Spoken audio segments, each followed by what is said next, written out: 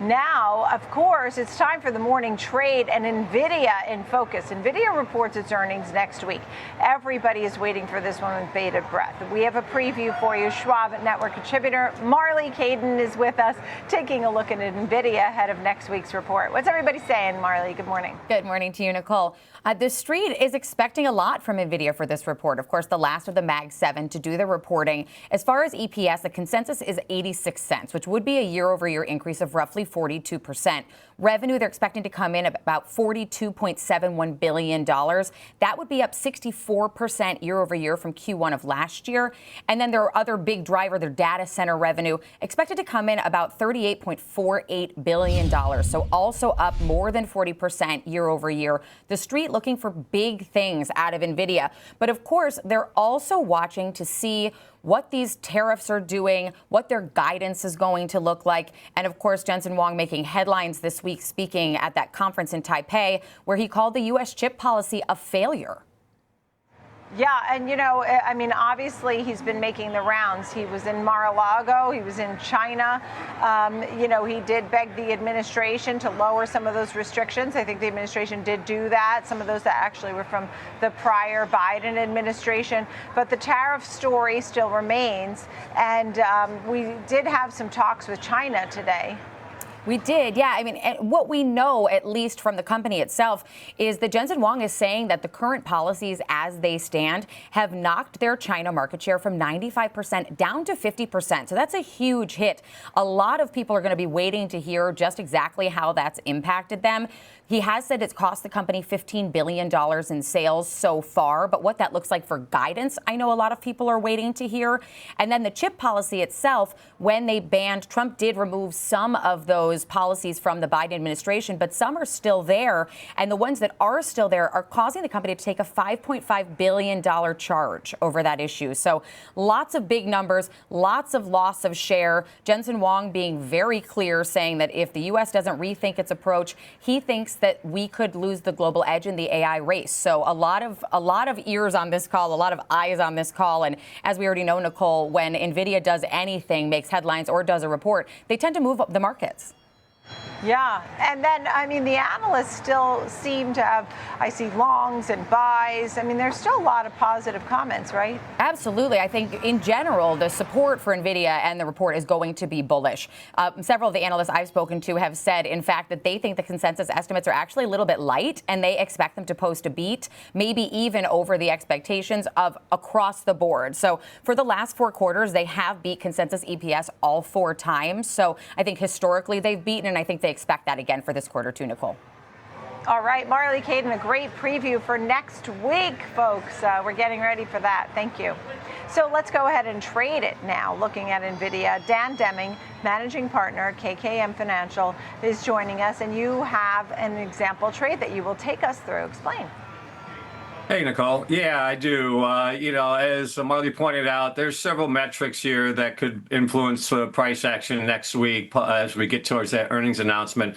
So when I looked at trade examples today, the one thing that came to mind immediately was risk definition, as again, the uncertainty surrounding these earnings, but able to capture further upside if we're able to hold on to these levels and build from the selling pressure today. So today's trade example is just a call spread in June, buying the 130, 140 call spread.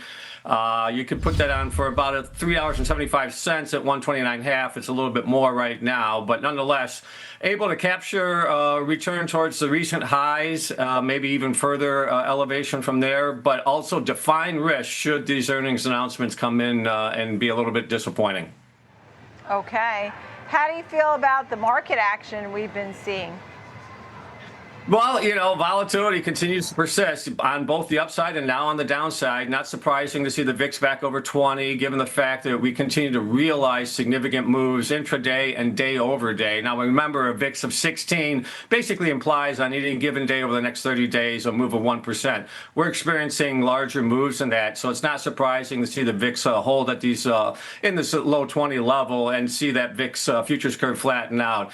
I think there's still a great deal of uncertainty, but overall, it does appear to me, Nicole, that even with some of this bad news that we've received the last couple of days with the bond auction results and now this, There is buying pressure under this market. So ultimately, it does appear that if we're able to get through some of these minor disruptions, now the bond market could be a major disruption later in the year, but I think this negotiation tactic thing that we're continuing to see unfold, the market's getting more and more of a sense that, it will come to some resolution that shouldn't impact valuations too much. Now, the flip side of that would be the debt structure, and that's still an overhang for this market longer term. Yeah, and that's what I was going to mention. I mean, I see the bond yields creeping up today. Now we're yeah, they are, aren't they? On the 10-year. I mean, just this morning, since we came in, and that's one story there. But at the same time, Goldman Sachs has what, a 6,500 target for the S&P for the year end. There are folks who still see the S&P at 6,000 by the end of the year. Yeah, I mean, you got various houses on both sides of that coin right now. But as we made it through some of the disruptions in March and April, you are seeing several of these agencies and rating agencies or big houses shifting their tact and reducing the idea of a recession, but ultimately, I guess there's still a significant amount of uncertainties as far as, again, the biggest one being the debt structure. Certainly it's discussed heavily, but rightly so. And, if we continue to see yields hold here and move higher, that's going to be a headwind for the market. I think that it would be a challenge for this market to get back to those levels that we did see early in January, February, if we continue to see yields creep higher. What's interesting is I just saw this headline, and while it's not the most important headline, it's interesting to me because it says Ethereum surpasses Bank of America in market cap, and how Bank of America has existed for more than a century, and Ethereum has outpaced it within a decade. We've seen Ethereum up 30-40% in 1 month. I mean, crypto is something that people have renewed interest in, Dan, right? Yeah, absolutely. And I guess, if you really want to build on that theme, the idea of getting rid of the penny is another incremental move towards a digitization of currencies. And so I think that, we're seeing those incremental steps, and we're seeing a Bitcoin and crypto as an asset class continue to evolve. That's been the theme really over the last 10 plus years. It certainly has liquidity issues and things of that nature it's had to get through, but you continue to see the evolution of the space. And I do think longer term, you're going to see crypto continue to, again, capture market share, become a viable alternative, maybe to gold, not yet, but maybe at some point, as well as, digitization of currencies. So I think that, these are the incremental steps that, that people are looking for short-term answers. And because certainly the volatility in the space has captured our imagination and attention. But I think longer term, it will continue to evolve, similar to what we did see in the late 90s, early 2000s, with the evolution of some of these stocks that are now leading the market. It just takes many, many years for these things to come to fruition. It's interesting you talk about the digitization of currency and getting rid of the penny, because most people are looking at it as Doge and sort of saving money, cutting costs.